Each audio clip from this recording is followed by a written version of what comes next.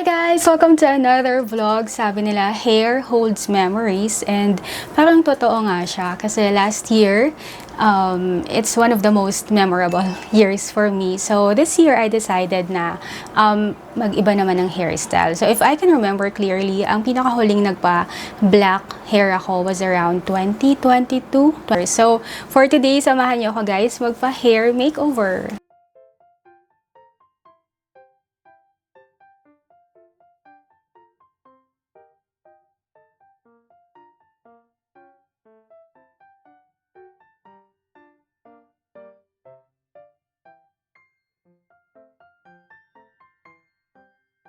So, andito na ako sa TNJ Salon sa Cyber Park sa Cubao. So, may mga vlog na din ako before dito. So, pili muna ako ng haircut. So, bago mag-start ng rebond, gugupitan muna. Dahil summer, gusto ko sana magpa-short hair. Ito yung mga option. Tapos, magpapa-C-curl. Yung C-curl, ayan. So, pag magpapa-ribbon ka, diba, usually straight na straight. Ito, naka-volume siya. So, medyo naka-inward. Yun nga lang, additional 1,000. So, yun, para hindi ka mahirapan, hindi siya yung straight na straight. So, start now with the haircut.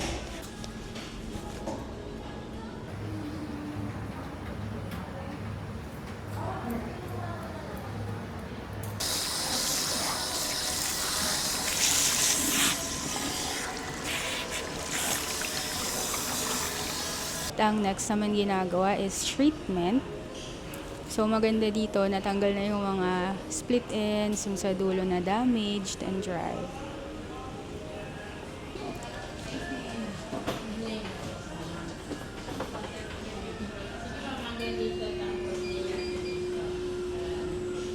So, meron akong baon. So, ito dog print lang siya. Pero baonan ko talaga to. This is insulated. Nabili ko sa Divisoria. So, nagdala ako ng strawberry milkshake, DIY. Ginawa ko sa bahay kanina. So, real strawberries and milk. Tapos, may baon din akong water. Galing sa ref. So, malamig. And, gumawa ako ng sandwich. So, my favorite chicken sandwich spread ng Ladies Choice. So, dalawa. Ay, tatlo pala. Tatlong triangle. And spaghetti. So, mainit pa. Baon ako. Kasi nga, ang experience ko, pag nagpapa-ribbon, di ba, hindi ka naman makalabas. Maganda kung may kasama ka, may bibili ng food for you. Pero kung wala, mas okay magbaon. Tapos, meron din akong baong spoon and fork. So, ang maganda dito, insulated siya. So, pag ganyan, mainit pa yung spaghetti. Pag kinain mo siya, mainit pa din. Ano kaya unahin ko?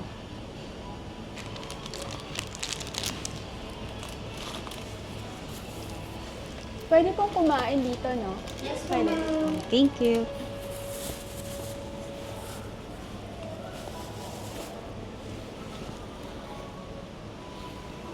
Bukod sa may baon akong food, minsan nagbabaon din ako ng mga kailangan kong gawin, like minsan work or entertainment showcase, ganyan. So, alam nyo, recently, ang na-enjoy kong panoodin, yung mga silent walking lang. So, yan, mga, alam mo parang travel, pero tahimik, so walang salita. Tapos, ang ginagawa niya, naglalakad lang siya. Nakakatuwa dito kasi, alam mo yung kahit di pa ako nakakapunta, parang na-explore ko na talaga siya. As in talagang yung mga kalsada, ganyan. Mas gusto ko yung mas tahimik. Yan, yung ganyan lang, walang salita. So, walang masyadong ganap. Hindi tayo makadisturb sa iba. Meron akong dalang earphones. Ito, na-feature ko na to sa isang vlog. This is Bases. Parang 2,000 ata to or 2,500. Maganda siya. Ang nakaka-impress dito, sobrang yung battery life niya, tumatagal. Kahapon, kailan ko batch na ito? Isang araw yata. So, yun, matagal yung life niya. Ganyan, ito yung sample. Lalakad lang siyang ganyan. So, papakita lang niya dahan-dahan. Ay,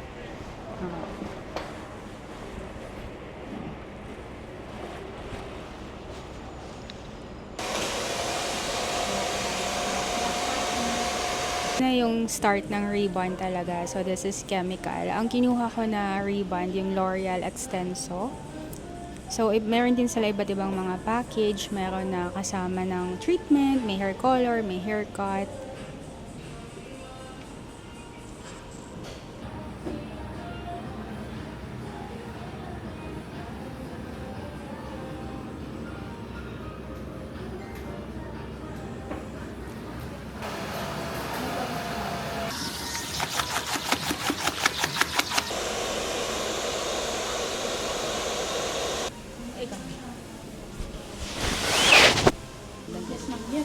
ayos siya.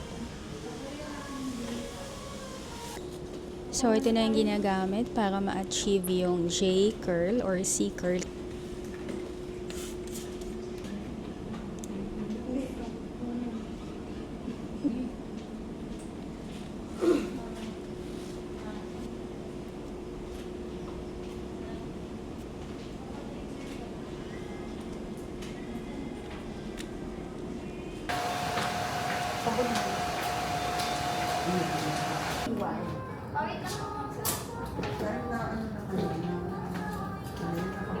After ng J curl, sobrang taas na.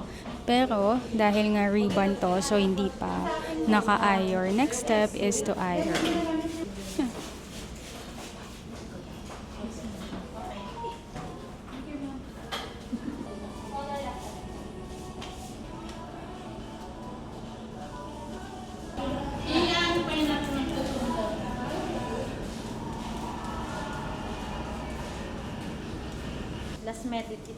Last medicine. Okay.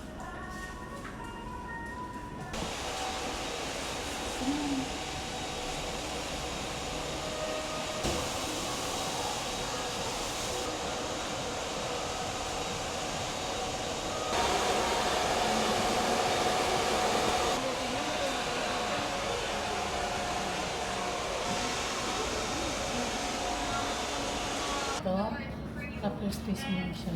Kung gusto mo more on color. Ano lang, may supply mo lang siya paloob. Kasi medyo kulot-kulot yun dito sa dulo.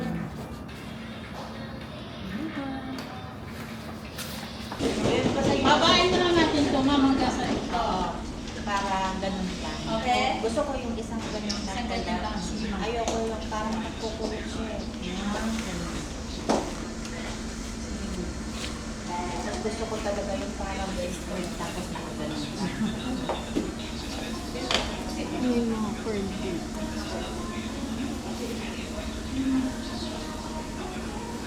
Sino nasa problema? Nagkaayon ka? Kasi kapag hindi mo, dahil kulot kasi ngayon.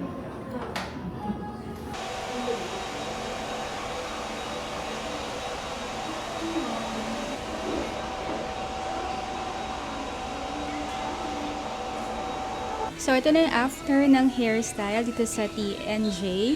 So, nagpa-short hair na ako para totally change talaga. Ilang beses na din ako nagpagawa ng hair dito sa TNJ. Hindi naman to sponsored. So, gusto ko lang pakita sa inyo yung process ng hair ribbon, especially kung gusto mo din ng ganito yung medyo curly. So, ang tawag dito minsan volume ribbon or J-curl, ganyan. So, ginawa yung ibabaw, ito, ni ribbon. So, nawala na yung frizzy. And then, ito naman syempre kinot. So, medyo malaki yung nakat. And then, yan nga. So, this is J-curl. So, hopefully, pag naligo na, ganito pa din. Kasi pag naligo ka, doon mo na makikita talaga yung yung totoong itsura. So, syempre, di mo siya babasain 2 to 3 days. So, we will see after that.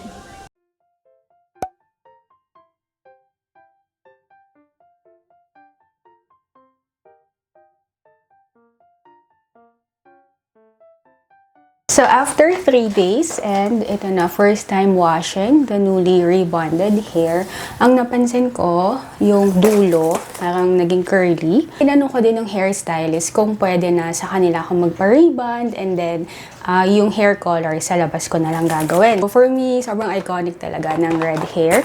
Pwede din namang mag-brown ulit, yan, para pumantay dito. Or, pwede naman akong mag-dark hair ulit. So, yun nga, sinecheck ko yung phone ko kung kailan ba yung last na black yung hair ko. So, medyo matagal na, years ago. So, napansin ko kasi sa mga old pictures ko, kapag dark yung hair, parang mas healthy tignan. So, naiiwasan yung parang may mga split ends, ganyan, yung medyo frizzy yung look. Pinag-isipan ko kagabi kung ano bang hair color yung gusto ko for now. So, I think I would go with this. So, magda-dark muna tayo. So, ito yung itsura niya kapag hindi naka-blow dry, kapag hindi naka-plancha. So, of course, naka-ribbon, diba? So, straight. And then, sa dulo, kumukulot-kulot siya. Okay, so let's start. Hair color.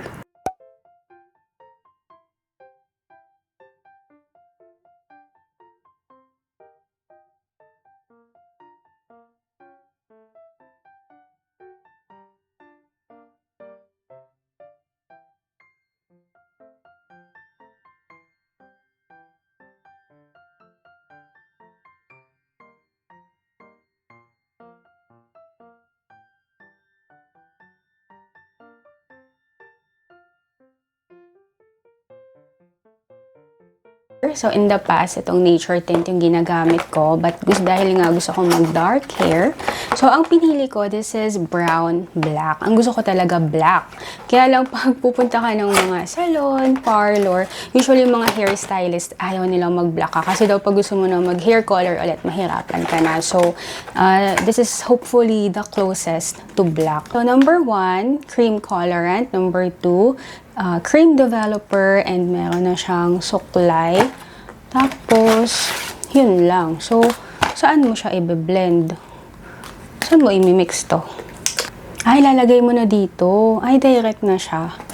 So, ito na yung itsura kapag hindi na blow dry, hindi na plancha. Ang napansin ko, instead na naging parang C-curl or J-curl, parang naging curly yung dulo. So, you can let me know kung gusto nyo ba siya or you think parang mas may better hairstyle na pwedeng ginawa sana. Okay, so pag nag-hair color ako, nag-start ako sa ilalim. But, pag gagawin mo yan, dapat make sure na may maiiwan pa para sa ibabaw. Kasi minsan nalalagay mo sobrang dami, tas kulang na pala sa ibabaw. So, hopefully abot kasi medyo makapal yung buhok ko. Lagay mo lang yung... ito pala. So, paano ba binubuksan to? Yung takip, di ba meron siyang pointed? Usually na mga ganyan, ang purpose niya, tusukin mo para bumukas na. So, let's try. Number 1. Parang kulang yata. Konti lang. Dahil pala dalawa yung binili ko. Try. Ay, may gloves. Kulang. So, itong hair color brand na napili ko, pansin ko medyo may amoy siya. Pero ang maganda, hindi naman tumutulo. Okay, try ko ulit. Parang hindi yata aabot. Kailangan tipid din.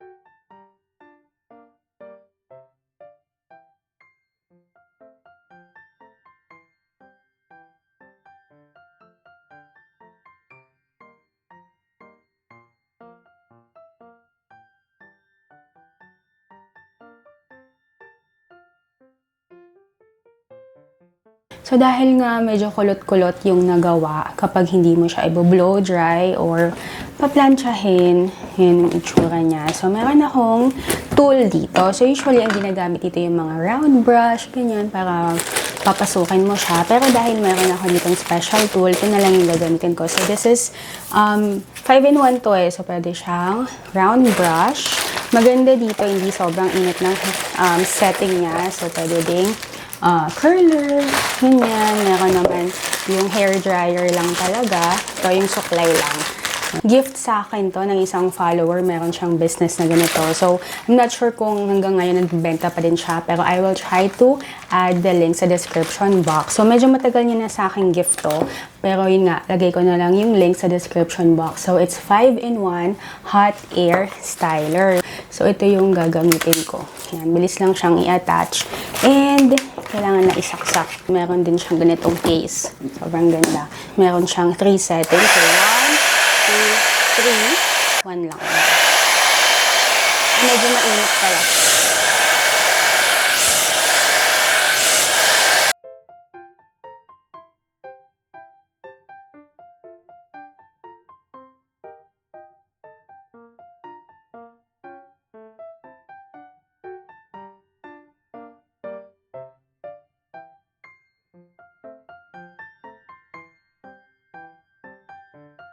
So, this is the result of the hair makeover. So, I'm back to black hair and short hair na ulit. Let me know what you think of this hair makeover by leaving a comment on this vlog. So, pag ako, tingin ko talaga, pag short hair, medyo high maintenance. Especially pag hindi naman talaga bagsak yung buhok mo. Kasi may mga buhok talaga na kahit anong gupit mo, kusang lumoloob, di ba? Pumapasok talaga siya. Meron namang katulad nitong buhok natin na kailangan may style, ganon. So, medyo high maintenance kapag nag-decide kang magpa short hair. So, I hope this is a sign for you kung meron ka ding gusto, matagal nang iniisip na change, hindi lang sa buhok, sa other aspects of your life, maybe sa career, sa hobby, matagal mo nang gustong i-try, meron kang gustong puntahan, or even kahit food na gusto mong subukan na parang nag-iisip ka pa na, try ko kaya, this is your sign. So, do it now, especially ngayong summer sa mga nakabakasyon. So, mas madami kayong time. So, hopefully, na-inspire kayo sa simpleng vlog na to. And you can let me know your comments, suggestions by leaving a comment on this vlog.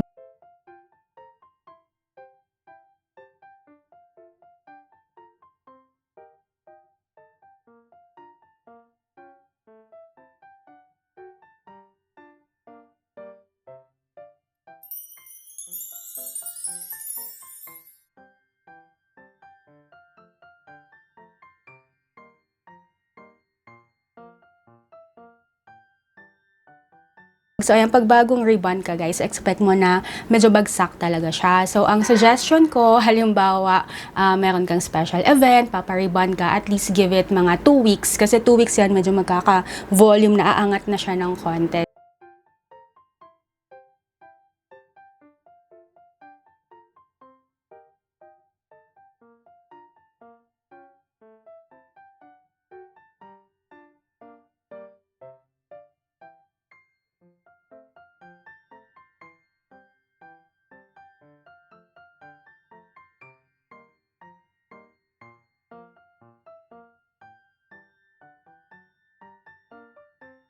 Medyo challenge kasi kailangan nga style mo, di ba pinakita ko, kailangan medyo blow dry, pinapasok mo ganyan. So, kailangan mag-consider kasi medyo high maintenance, especially kung ang work mo yung nagmamadali ka sa umaga, may prone talaga siyang tumikwas-tikwas. But hopefully, nag-enjoy ka and nagustuhan mo tong simpleng vlog. I wanna thank you guys for being a part of this YouTube journey with me, especially yung mga matagal na. Yung mga dun pa sa kabilang room, yung mga nakakita ng mga pinagdaanan natin ng mga YouTube journey. Sobrang thankful ko talaga sa inyo because lagi kong sinasabi, this YouTube channel is nothing without you. Kasi kayo talaga, kayo yung reason kung bakit nag-vlog ako, kung bakit nag-content ako. So, thank you so much. So, hopefully guys, nag-enjoy ka.